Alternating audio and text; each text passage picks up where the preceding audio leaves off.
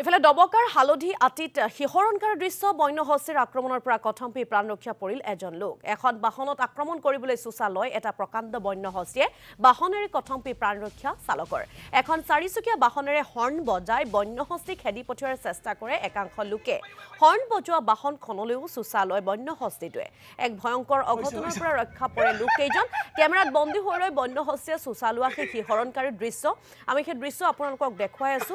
বন্য হস্তীয়ে চুচা লোৱা শিহৰণকাৰী দৃশ্য কেমেৰাত বন্দী কৰি ৰাখিছে কোনো লোকে। ডবকাৰ হালধি আতিতে এই শিহৰণকাৰী দৃশ্য দেখিবলৈ পোৱা গৈছে। বন্য হস্তীৰ আক্ৰমণৰ পৰা কথম্পি প্ৰাণ ৰক্ষা পৰিছে এজন লোক।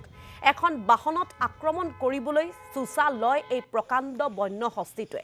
বাহন এৰি কথম্পি প্ৰাণ ৰক্ষা পৰে চালকজন।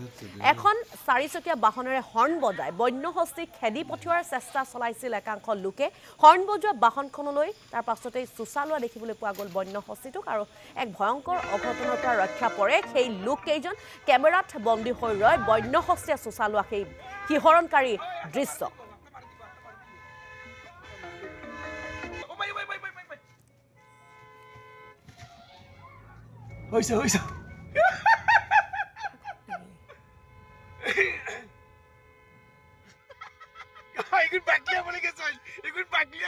কওকচোন আপোনাৰ গাড়ীত খুন্দিয়াইছে?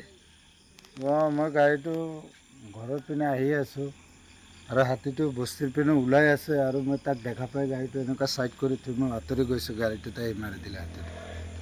গাড়ী কি বেণ্ট হৈ গ'ল? এইটো বনাট চনাট অলপ বেণ্ট হৈ গ'ল।